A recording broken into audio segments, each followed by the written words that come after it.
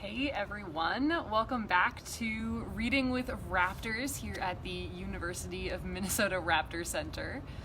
I'll wait for a few more people to get in before we get started. We are sitting out here in our main large bird display in our newly renovated glass galleries lobby visitor center area. And we've got the sun coming in, so hopefully as we get going we'll get some really nice beautiful May sunshine in here. I have with me one of our newest birds in our education collection, our Peregrine Falcon. She just finished kind of her first year, would be turning a year old sometime pretty soon, would have hatched about a year ago. So she's one of our newest education birds. So she'd been out doing programs all last summer and fall and over through the winter. So I thought this would be a great chance to get her into a little bit new space that she normally wouldn't be into, to kind of keep practicing all of that. I also want to apologize in advance. Every time I tried to mirror this video on Facebook so that the text on the book would show up the right way, my screen would turn bright green, and I wasn't sure if it was going to show up that way for everyone viewing, and I thought that that would be way more distracting if the entire video was bright green than if the text wasn't mirrored. So I'm really sorry about that in advance. Not quite sure what exactly was happening there. Wasn't able to figure it out. I tried it on a couple different ways and it just was not changing from being bright green filter. So apologies in advance, but I figured that this would be better than having that. So today, we are going to be reading a book called Peregrine's Sky. It's a wonderful book by Consie Powell, and it is a book that talks a lot about the journey of a peregrine falcon chick going from an egg to a kind of first-year juvenile bird. So I thought it would be a great choice to read, well, this particular peregrine falcon that we call Palisade. I thought it would be a great choice to read with Palisade because she's also in that wonderful first-year peregrine falcon plumage. So I thought it would be a really great choice for right now, before she gets into that full kind of first-year molt and starts to look a little bit more like a typical adult peregrine falcon. So we're going to set it here. Hopefully, as the kind of morning goes on, we'll get some really nice full May spring sunshine on her as well, and we'll get going here. If I can adjust this a little bit so it's a little bit darker. There you go. All right, so this is Peregrine Sky by Consie Powell. Again, for anybody who missed it, apologies in advance for lack of mirrored video. I'll try to do my best here. High on a sheltered ledge, in a shallow scrape, rests one pale, speckled egg. See the egg over here? See the peregrines flying?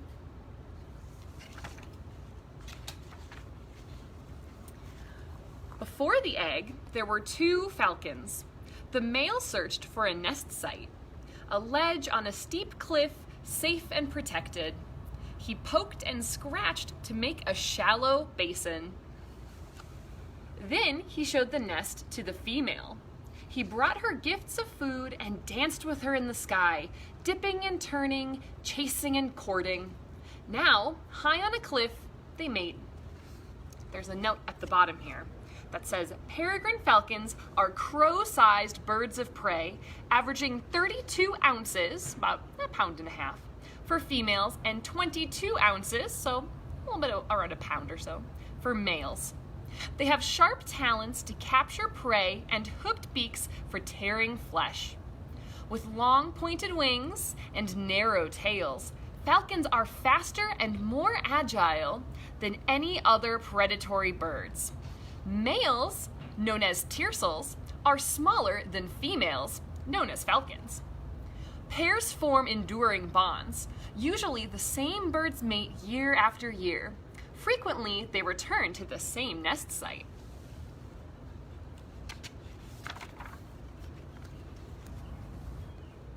A day after laying the first egg, the female produces a second. A day after, she lays a third egg. Then she spreads her warm feathers over the eggs and waits. The male brings food and feeds her. If she leaves the nest to hunt, the male broods the eggs to keep them warm. For days and weeks, the falcons brood and wait. And there's a note here on the side that says, Peregrine falcons usually lay 2 to 4 eggs at intervals of 24 to 48 hours. The female does most of the incubating, turning the eggs and keeping them warm. This lasts for about 34 days. So you can see here the female sitting on top of that warm egg, just hiding underneath her fluffy feathers. And then the male has just returned with what looks like something like a mourning dove that he's tearing pieces off of.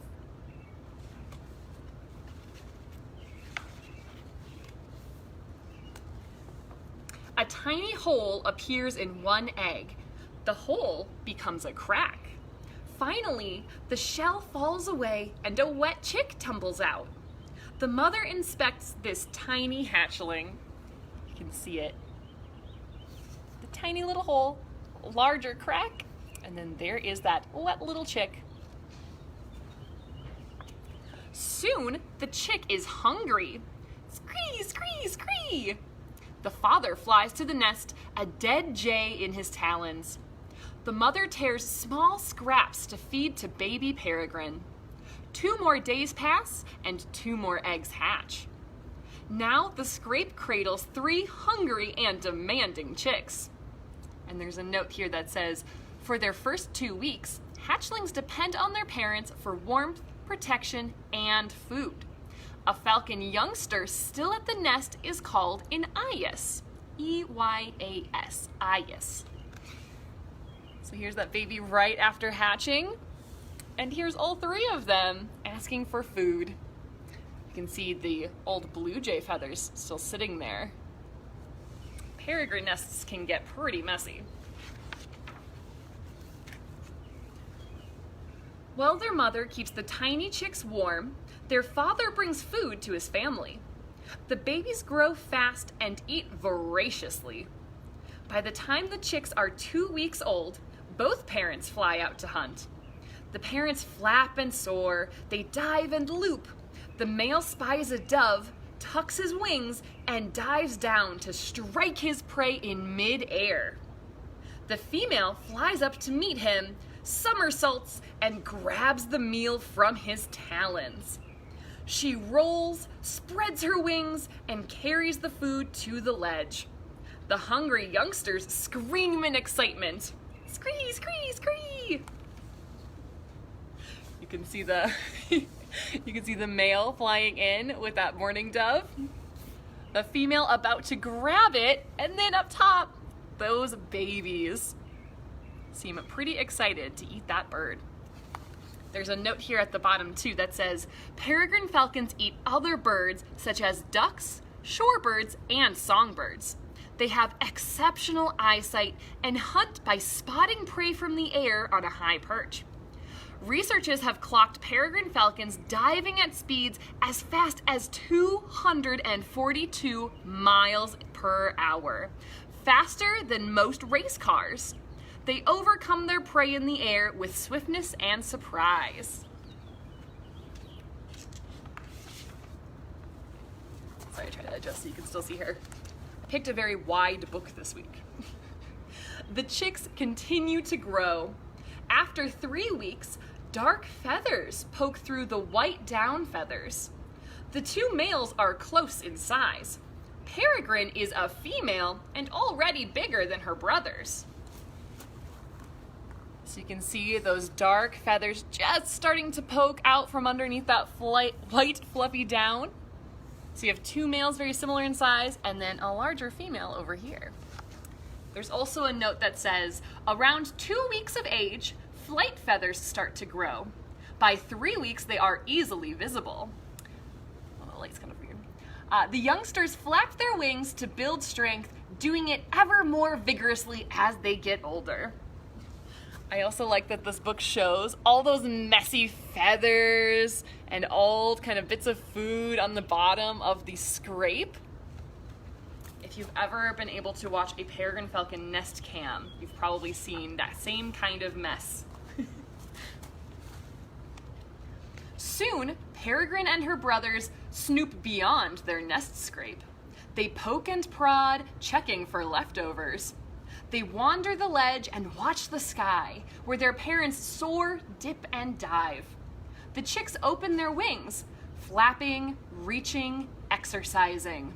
They run and pump their wings. So you can see one of them here has found a nice tasty piece of meat left over in that scrape. You can see those dark feathers starting to poke through here on this one chick. And then you see the other one stretching its wings. So you can see those flight feathers coming in. I think they look kind of silly at this age. The white fluffy feathers and those other feathers starting to come in. You can see the parents in the background.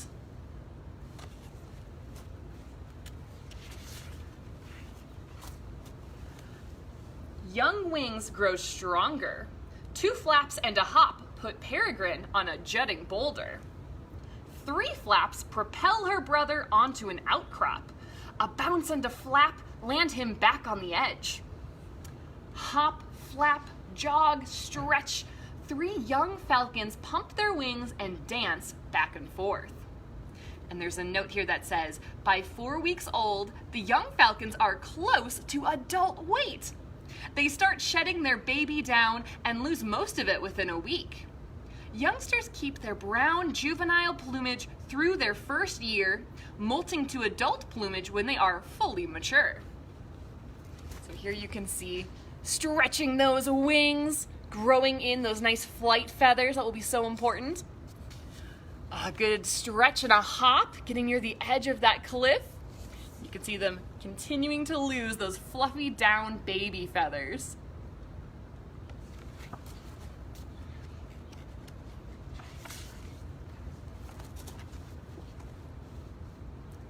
One morning, as Peregrine watches, one brother takes to the air. Their mother flies near, calling, encouraging. Soon he tires and flies to a tiny outcrop to land. He stumbles, then pushes himself back into the air. He flies towards his siblings and lands clumsily on the ledge. The other brother leaves the ledge.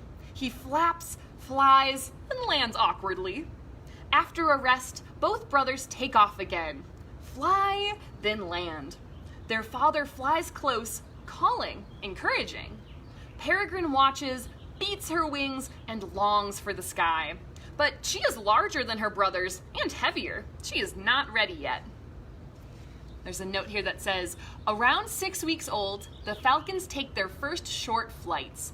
Males are lighter and smaller, so they usually fledge first. It takes several weeks to master flying and landing. So you can see those 2 peregrines taking off in their fresh new juvenile feathers. Juvenile is kind of like a very scientific way of saying they're kind of like teenagers. They're adult-sized, but they're not really mature yet. So you can see the brothers here flying, and then that female kind of waiting a little bit longer for her turn.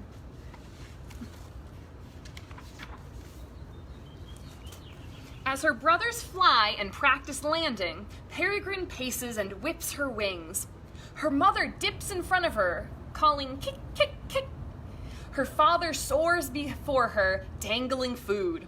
For days, Peregrine screams and flaps, hops and stretches. She wants to fly. So here she is getting ready to fly. You can see her parents kind of calling. The male kind of dangling food there. Getting ready. Finally, Peregrine pumps her wings and launches herself off the ledge. The sky is above her, below her, and all around her.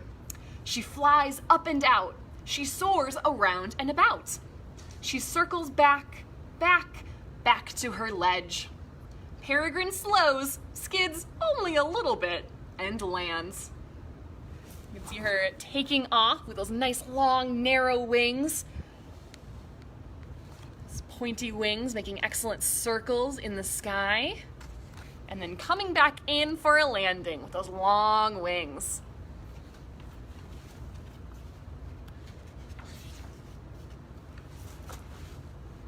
Now the family lives in the sky, landing only to eat, preen, or rest. Peregrine sometimes flies alone, growing stronger with every wing beat. She flies with her brothers, chasing and playing tag. She grows more swift with every game. She tumbles with her father or chases her mother, growing agile and confident. There's a note here that says, after fledging, the young falcons remain with their parents near the nesting area for a month or more. They practice their hunting skills, learning to feed themselves. So you can see them practicing those very fancy, agile flight skills. You can see the two adults here, their nice adult feathers. You can see her two brothers here, maybe playing.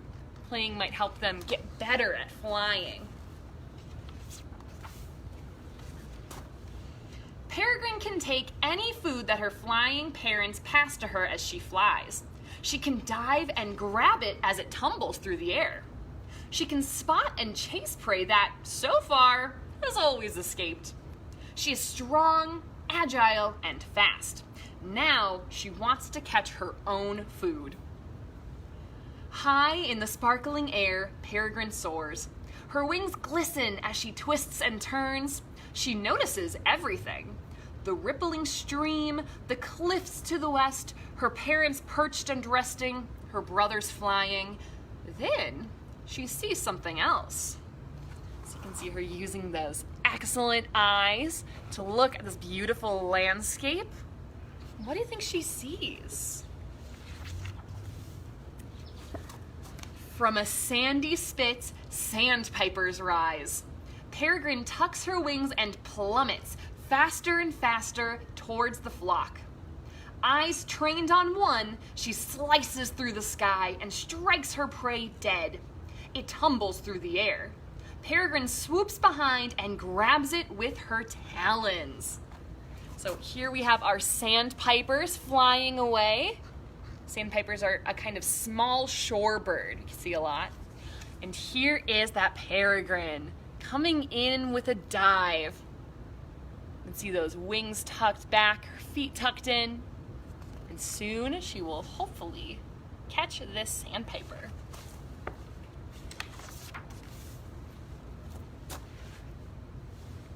Peregrine's strong wings carry her to a ragged outcrop. Her sharp talons hold her prey as she eats. Her keen eyes gaze into the sky around her. She was born with a view of the sky. The sky will feed her, shelter her, and carry her far.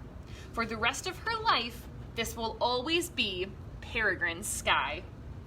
So you see this beautiful kind of cliff mountainside area. And there is our peregrine eating that sandpiper that she just caught all on her own.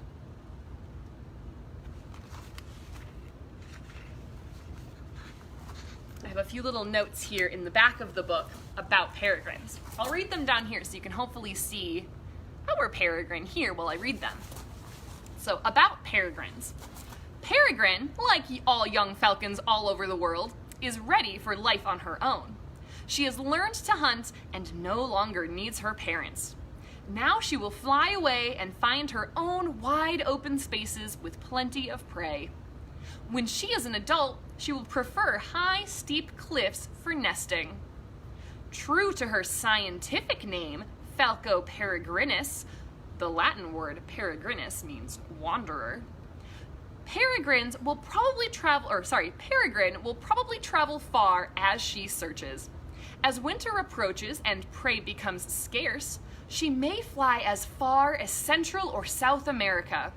She will need to be careful, too, for many young falcons do not survive their first year. They succumb to starvation or are killed by predators, poisons, or even by being shot during migration. As the seasons change and the birds she feeds on fly north, Peregrine, too, will fly to where the food is most plentiful. Had Peregrine been hatched in early China or Egypt, or in the Middle Ages in Europe, she might have been captured by a falconer and trained. She would have caught meat for her owner, a very good stretch, and been respected for this skill. But if she had lived when people started using guns for hunting and sport, Peregrine might have been considered an enemy and competitor, and might have been shot. This was the fate of many peregrine falcons and other birds of prey 100 years ago. But an even worse fate befell peregrine falcons in the 1940s and 50s with the common use of DDT, a poison used to kill insects on crops. Poison seeped into plants and seeds, which were eaten by small birds. When large predatory birds, such as peregrines, ate these smaller birds, the poisons passed into the falcons' bodies where the toxins accumulated, kind of added all together. The poison interfered with the manufacture of calcium, a mineral necessary for strong eggs. Peregrine eggshells were so thin that parents crushed the eggs with their bodies during incubation. Every year, fewer and fewer peregrine chicks hatched. North America and Europe banned DDT, but it was too late. In many areas, peregrine falcons were gone. Bit by bit, conservation groups and dedicated individuals, with help and insights from falconers, worked to rebuild peregrine populations. Eggs were hatched in captivity.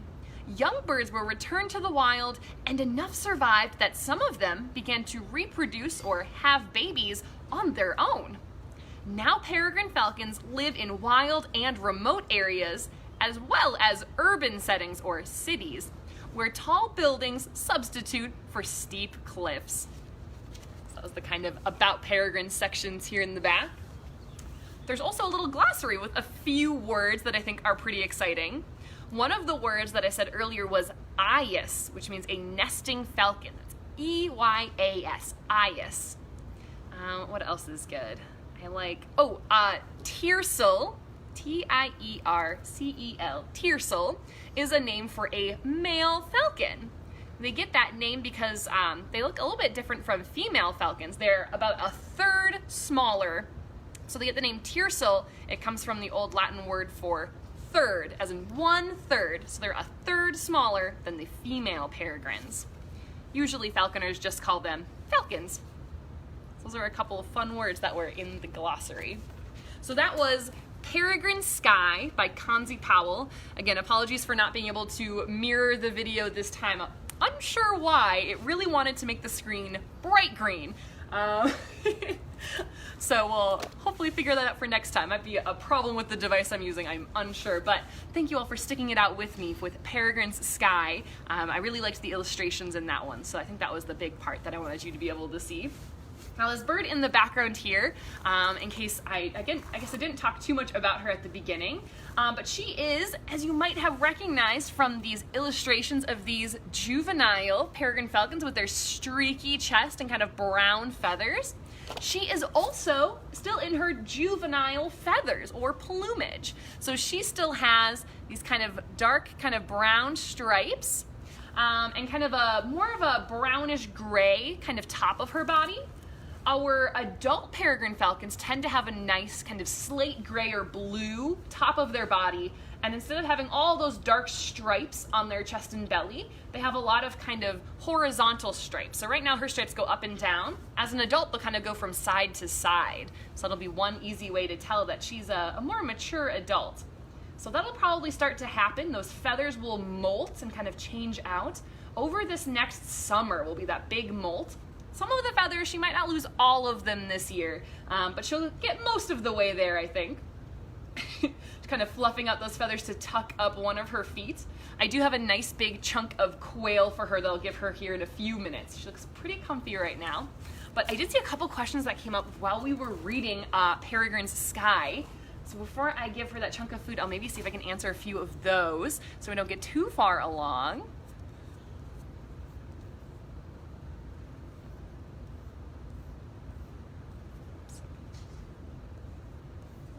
Oops. Scrolling. I know I saw, could they read peregrine falcons in western Wisconsin right now? Yes, I think most of our peregrine falcons are back, having migrated from kind of further south. Some of our peregrines might have been in the southern US, Our very northern peregrines, especially from the kind of tundra area of kind of Canada and Alaska, they might have been down in Central and South America all winter, following a lot of the migration of those shorebirds and songbirds who also travel that whole distance. So yeah, by now they should be back. So especially if you're in western Wisconsin, along near the river cliffs, that's a great spot for peregrine falcons to be nesting. You'll also see them on top of our kind of nice tall buildings. I know here in the Twin Cities we have a couple places where they will nest. Actually, there's oftentimes, I haven't seen any around too much, or I haven't heard our peregrine falcons reacting to them, but we usually have at least one peregrine falcon pair that nests around here near the St. Paul campus with the state fairgrounds nearby. So usually we have a couple around. So yeah, most of them are back.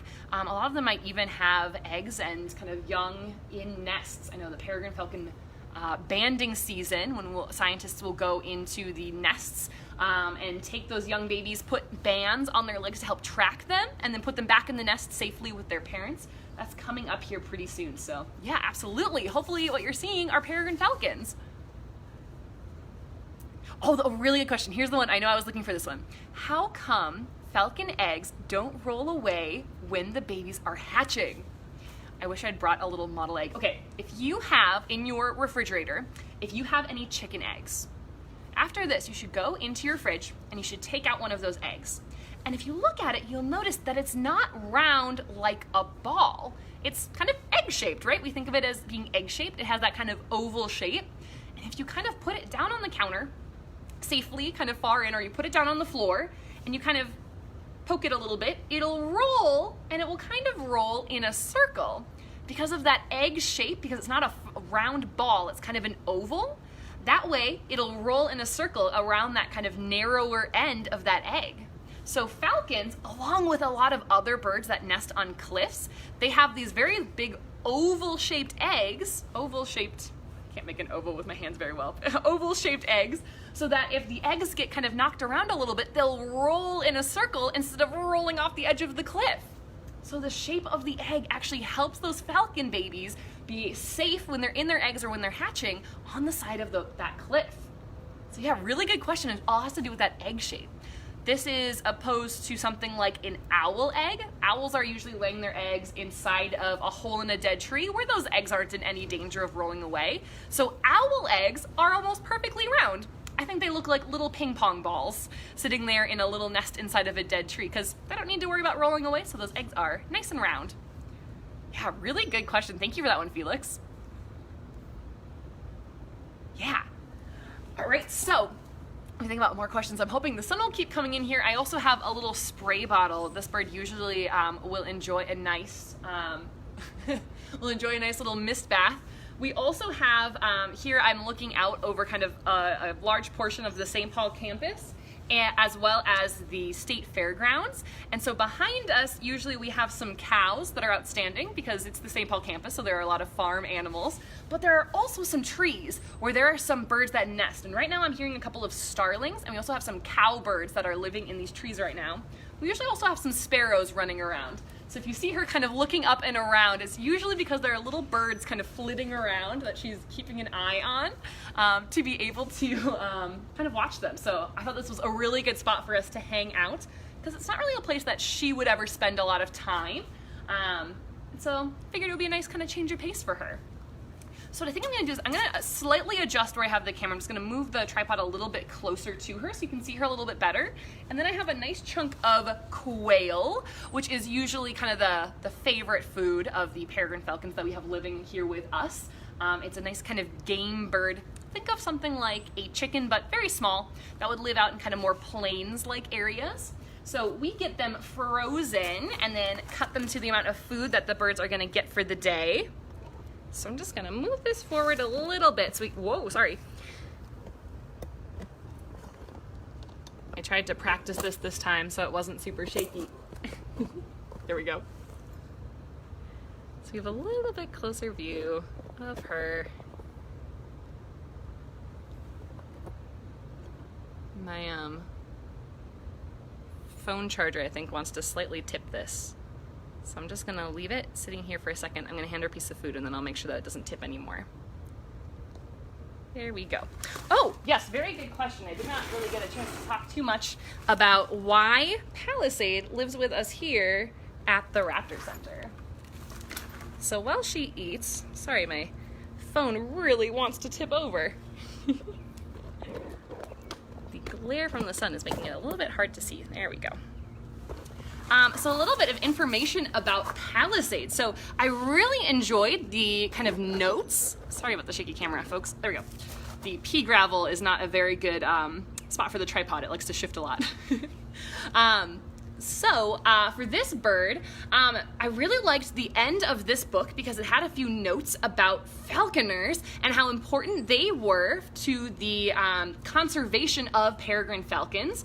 And so with that kind of in mind, this particular peregrine falcon was actually hatched in captivity. So here in Minnesota, we actually have a nearby local high school where part of the curriculum for the high school students is that there are peregrine falcons that are living in captivity with people in kind of the middle courtyard of the high school, which I think is very, very cool.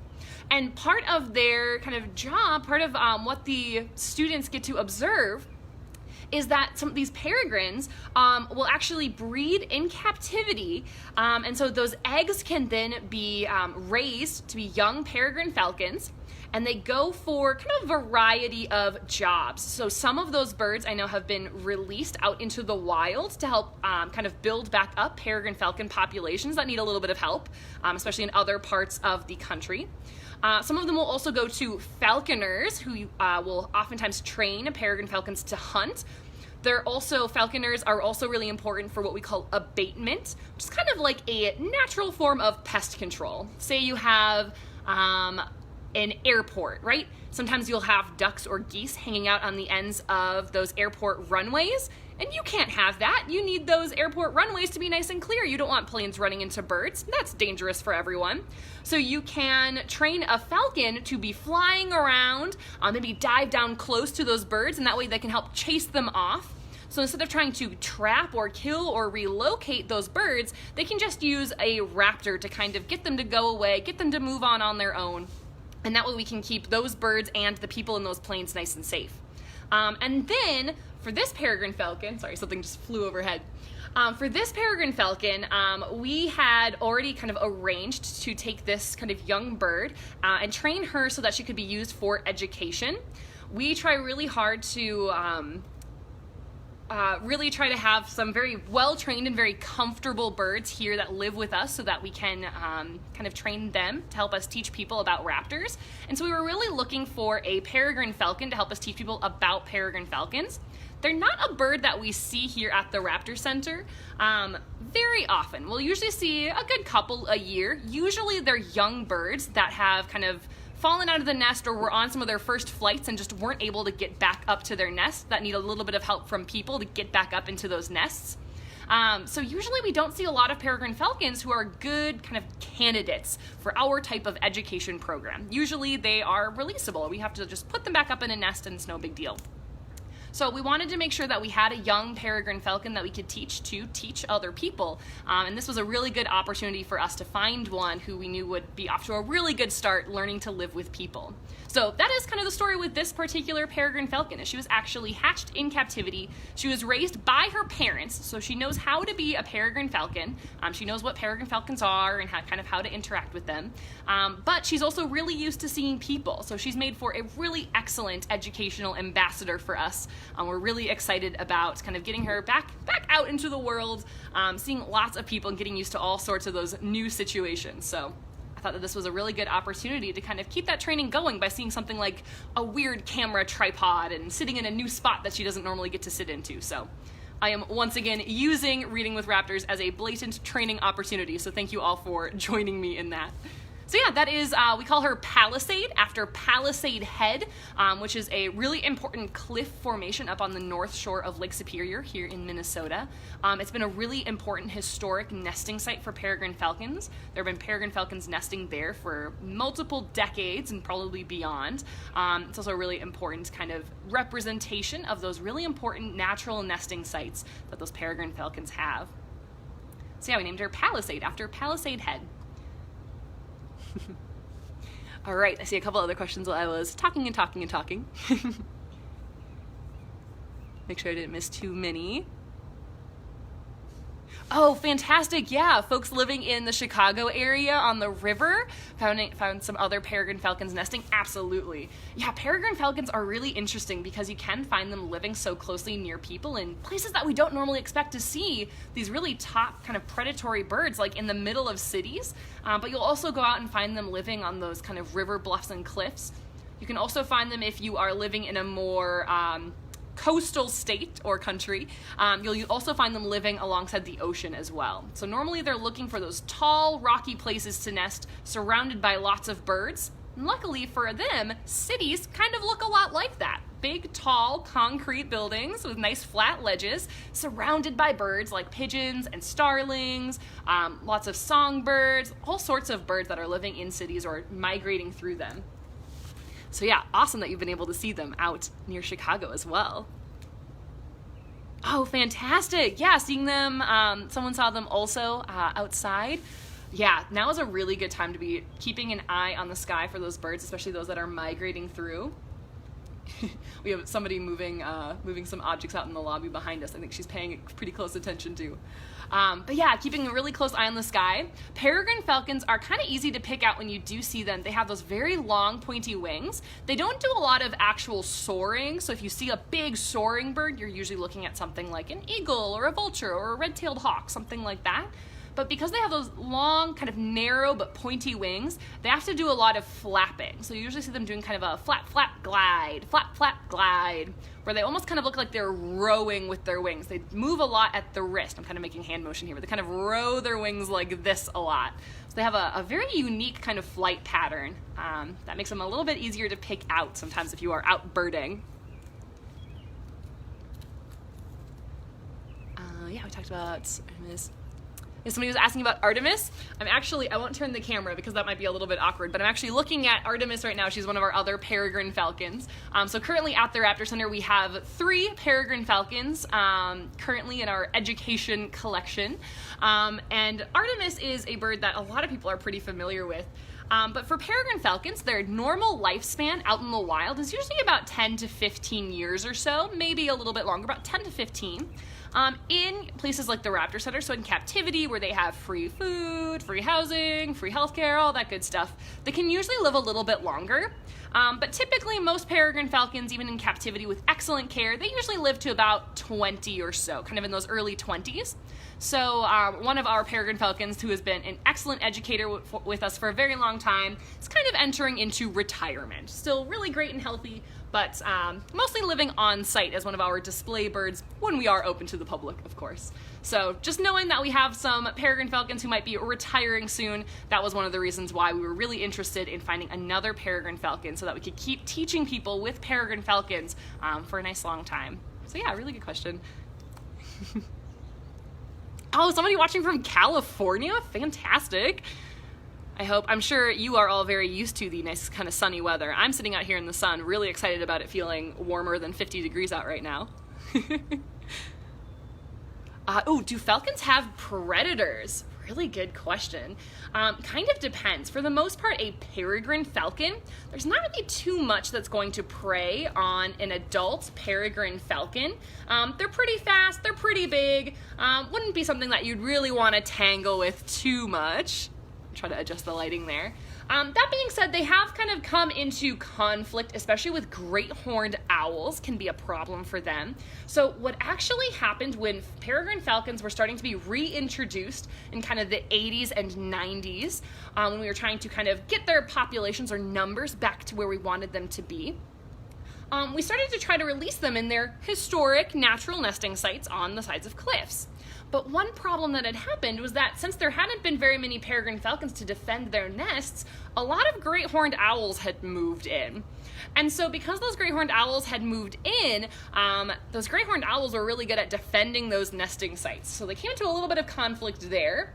So they might fight with some of those other large raptors for nesting sites, kind of compete with them, but usually it's not a larger raptor trying to catch them to eat them. It might have happened incidentally, kind of in the course of that competition, but for the most part, there's nothing really out there trying to hunt down and catch an adult peregrine falcon. Now, smaller falcons, like our merlins or our American kestrels, those do have some predators. Some of them might be some of these larger bird hunting raptors, like a peregrine falcon, or even more likely something like a Cooper's hawk. It's kind of a very kind of long, narrow hawk with round, kind of shorter wings that's very good at kind of sneaking through the trees and catching other birds. So a lot of times you'll see smaller falcons being hunted by those larger raptors, or things like your ground animals, like even our dogs and cats, foxes, coyotes, things like that. So yeah, usually not peregrine falcons, but some smaller falcons definitely have some predators. Oh, somebody asked me about pellets. Yes, we were talking about owl pellets last week. And so, yes, all of these raptors are going to produce pellets. So right now, she was just eating kind of the head and upper torso of a quail, and she's eating all the different parts of it. So she's eating the meat, she's eating the delicious organs like the heart and liver, she's eating the skin and the feathers and the beak, all of that good stuff, right? And so her stomach is going to digest everything, the bones, the meat, the organs, the eyeballs, all that good stuff. And the only thing she's going to be left with in her stomach are those feathers. And so because she can't fully digest those feathers, they're pretty tough, her body is going to produce a pellet. So down in her stomach, her body's going to wrap all of those feathers together, and she's going to cough up a pellet made out of those fluffy feathers that are left over.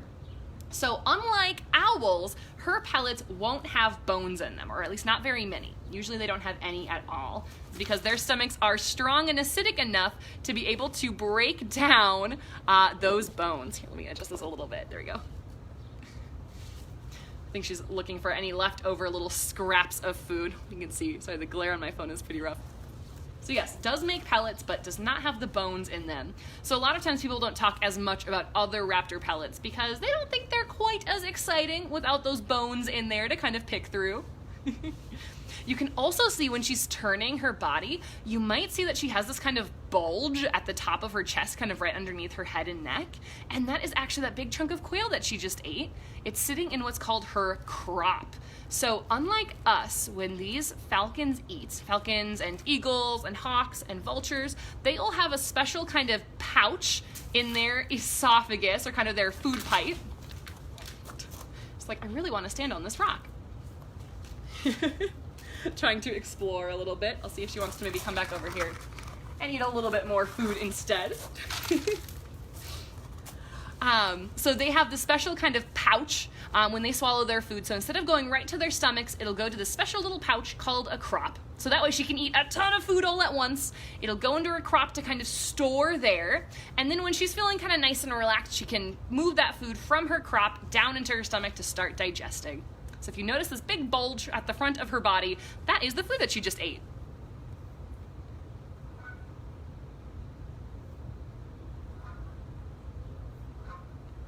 Ooh, how did peregrine falcons get all over the world? It's a really good question. So peregrine falcons, you can find them on every continent except for Antarctica.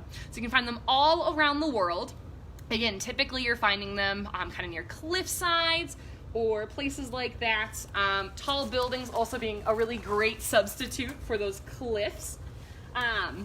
So yeah, they have been living kind of all over the world for a very long time. There are also some other kind of large falcons that you can find in other parts of the world. For example, you have the largest falcon in the world called the gyr falcon, who lives kind of in the around the North Pole, who's kind of like a peregrine falcon cousin, who's just a little bit bigger, a little bit better suited for living in really cold areas.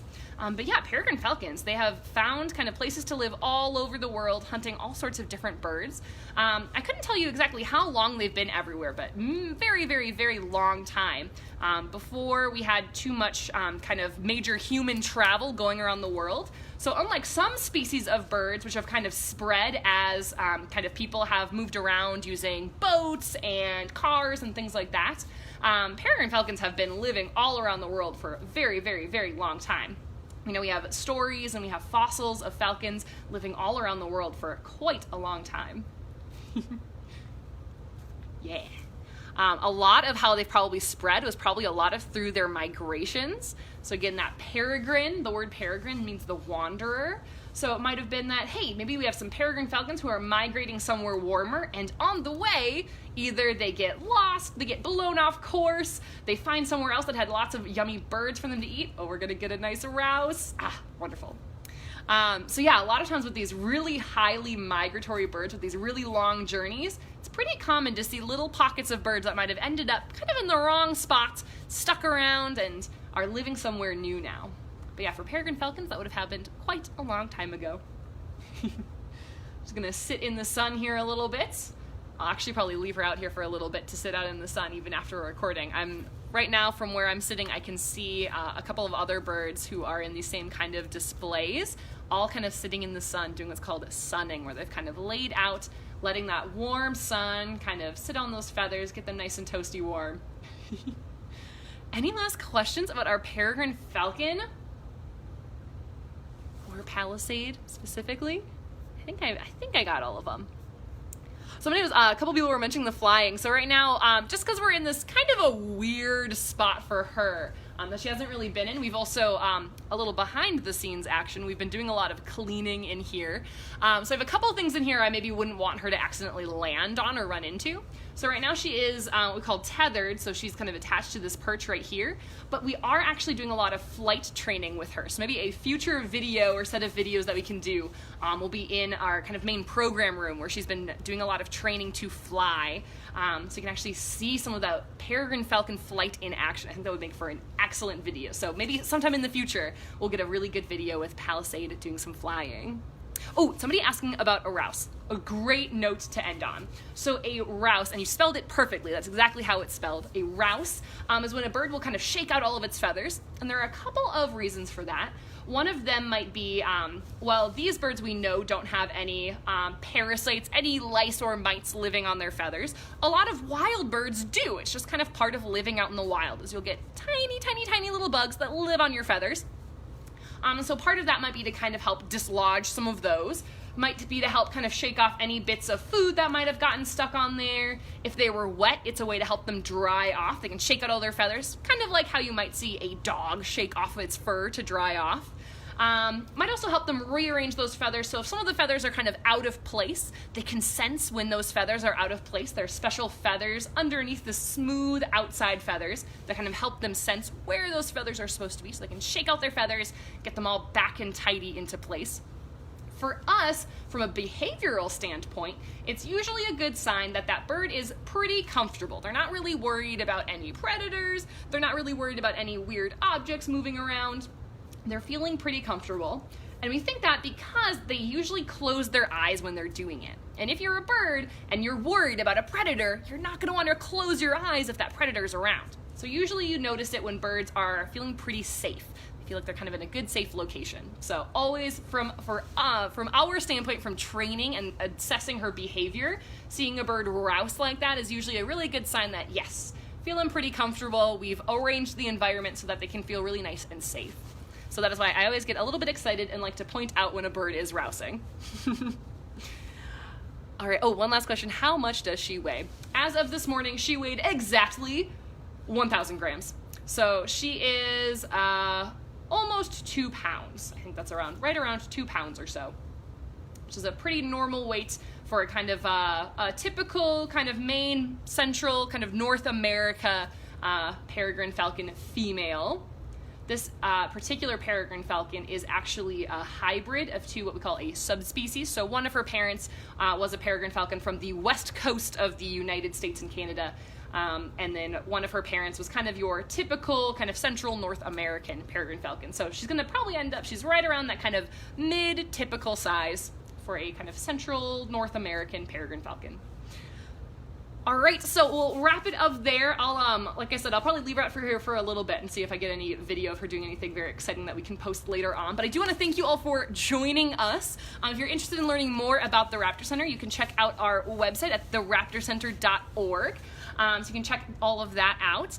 I do want to wish you all kind of a happy spring as we're getting back into some warm weather. If you're here in Minnesota, hopefully everyone is staying safe and healthy, but getting out, stretching your legs, getting some fresh air, and checking out some birds and wildlife. It is a great time of year to be watching as we see these flowers coming out. We're going to start seeing lots more insects around, which means a lot of food for a lot of birds, and that means a lot of food for raptors as well. So definitely, I hope you're all kind of keeping an eye out, keeping an eye on the skies as we have birds migrating through. I do also have a small note about next week's Reading with Raptors for next Tuesday. We will be having it same time, same place, all same stuff. We hope to see you all there, but I do have a small note, which is that it'll be a little bit different from usual. Like I'm sure most of us have been experiencing, our kind of current situation has made our work schedules a little bit different from usual. So we're gonna go on a little bit of a field trip next week with Reading with Raptors. So I'll leave the rest of that as a little bit of a surprise maybe, but we will still have a bird about raptors and the environment. We will still have an animal guest, but it's gonna be a little bit different next week. So we'll hope to see you all there for a kind of a slightly different version of Reading with Raptors for next week. So with all of that, we'll keep you posted on what that's going to look like. And we will see you all hopefully next week. Otherwise, like I said, get outside, check out some of these migrating birds coming through. Thank you all so much for joining us. Have a great rest of your Tuesday.